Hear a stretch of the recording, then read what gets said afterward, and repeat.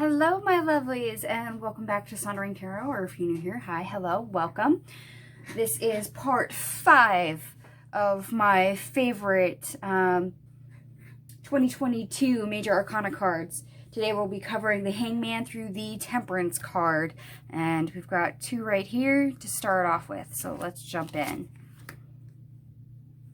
Alright, we have the Light Seers Tarot and the Mermaid Tarot. I fully admit that the Hangman is not exactly my favorite card in the Major Arcana, hence why I only have 2 of these. And they're kind of chosen for their different representation. They're not strung up to a tree with the traditional symbolism with their legs in upside down 4 or anything like that. And in fact, one is self-suspended and one is not self-suspended. So there's 2 different viewpoints here. I do love the use of the sash, the ribbon, and the Light Seers Tarot. The full flex of the body. Self-suspension. And you do see runes down here, which I haven't gotten that much into runes, but I love that there's this pool with all these different symbols, and they each represent different things: humanity, victory, career, fortune, home, all these different areas that we can seek enlightenment. She's actually reaching for it. Very prudent. The universe will go ahead and suspend you when needed. It's not always a choice, in which case the Hangman here from the Mermaid Tarot, it's literally a mermaid upside down that's caught in a net, not of his making, can actually be seen as a punishment or feel like it's a punishment when it has a purpose. So I like the different viewpoints being represented in different cards. I love it. So let's go ahead and move on to the next card, which is the Death card. So before we get into the Death card, I will remind everybody I'm Scorpio. So the Death card is my card in the Major Arcana. There is quite a few of these that I enjoy and love. So I'm hoping I can get them all in frame for you, because there is several. But this is the reason why there is several, because this is my card. So let me double check a little bit. I might have to move this up so you can see everything. Okay. All right. So we have the Magical Dogs Tarot, the Game of Thrones Tarot, the Unfolding Path Tarot, the Light Seers Tarot, the Out of Hand Tarot, and the Good Tarot. Like I said, Scorpio falls underneath the Death card, so of course there's a lot of different ones that I relate to. Usually on the Death card, this is a rider, whether shrouded or not, whether it's depicted as a Green Reaper, usually a king or a nobleman at the foot of the horse, begging for his life, different backgrounds on the card. And as you see, all of these are non-traditional cards. But I love these, and I love them for very, very different reasons. Right here with the Dogs Tarot, I love the Egyptian Anubis reference here. A dog has passed away. He's literally taking the soul of the dog. So as one life ends, a new one begins. There's this transition between life and death that's represented. It's awesome. For those that have seen Game of Thrones, you'll know why Arya right here is literally a good choice for the Death card. I love the characterization in here because it's so fitting, hence why it's in this pile.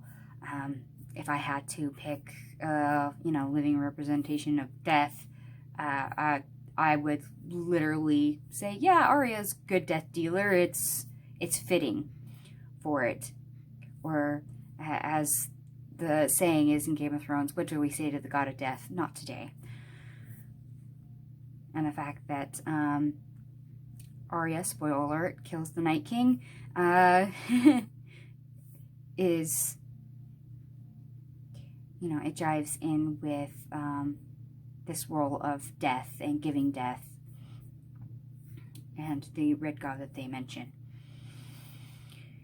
The unfolding path tarot, the duality between life and death, either being without form or with form, very much two sides of the coin, which you see in the card represented. They're complete opposites in different ways, including the flowers. One looks lively, one looks like it's dying. And with me being a Scorpio, life, death, and rebirth, this is very much right up my alley. I always love the Light Seers version of the death card. And you do have death and rebirth with the infinity symbol in between. So it's a constant cycle. And I do love that you get the Grim Reaper, you get death with his scythe. And instead of seeing darkness in his shroud, you get to see the world and all these streaks going towards it. So it's like a portal. It speaks to that transformation. Death is a form of transformation. The Out of Hand Tarot speaks of change and death as an ending of sorts, a final ending for a lot of people. And as morbid as that sounds, I'm Scorpio, so to me that is not morbid. And if you notice, there's a little horse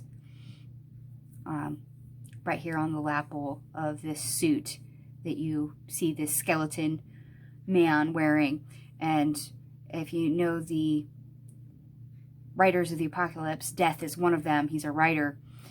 So the horse symbol reminds me of that very much.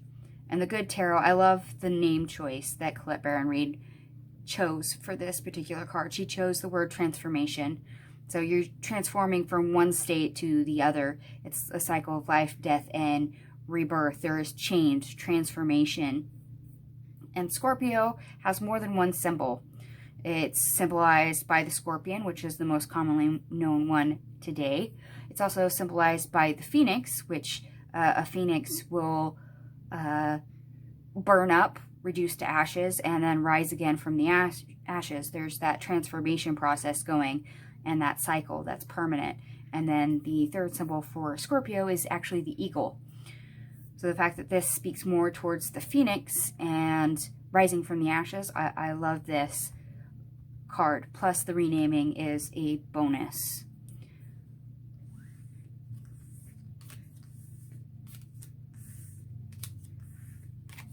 So we'll get these out of here and we will move right on to our Temperance card.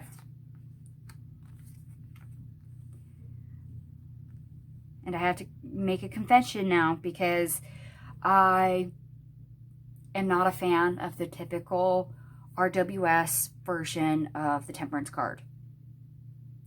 It's usually a female angel with one foot on land, one foot in the water.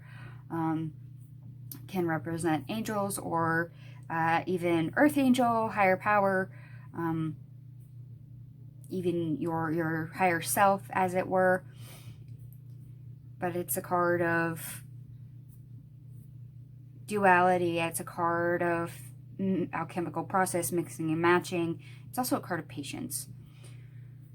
And I have a love-hate relationship with the Temperance card. Number one, I'm not the biggest fan of the traditional symbology and look of the Temperance card. Number one.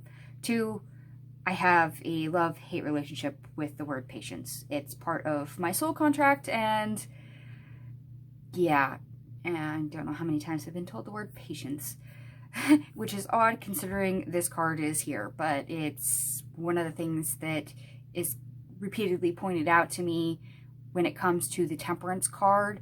And Colette Baron-Reid renamed her Temperance card Patience. You see this clock informing time right here on this woman's chest.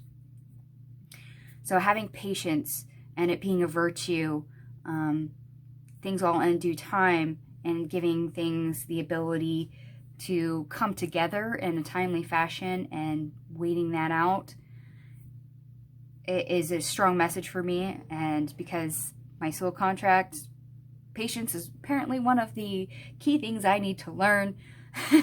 I can connect to this card as much as I may dislike it a lot of the time. Yeah. But I appreciate the different approach to this card. I appreciate the renaming of it and it not being the traditional version of how this card is depicted. So this is the Good Tarot, this is the Light Seers, and this is the Mermaid Tarot. We'll start over here with the Mermaid Tarot now that I've done the Good Tarot. I really love the fact that this is more the alchemical process, mixing two things together to create something new. Kind of exploring and having balance as things flow between the two. The Light Seers Tarot is more of a, I guess you could say, a more traditional approach. You see a symbolism for divine feminine, divine masculine, opposites, polar opposites, and how they balance each other out and intertwine, how they work together in harmony. You see the angel wings. I do appreciate the fact that Chris-Anne decided to make her Temperance card a male instead of a female. You don't always see a male. It's usually depicted as a female. So for this, I very much appreciate the gender swap. I also appreciate the sun and the moon being represented instead of two cups with things going between the two. In the case of Mermaid Tarot, you've got shells, which can represent chalices, cups. But the sense of duality is more heightened in this card, and I thoroughly enjoy it for a Temperance card. So despite having a love-hate relationship, I can get into that. Alright, my lovelies, thank you so much for watching. We will be covering the Devil through the Star card in part 6. That should be up shortly. Please look out for it. Thank you so much for watching again, and I will catch you guys later. Bye.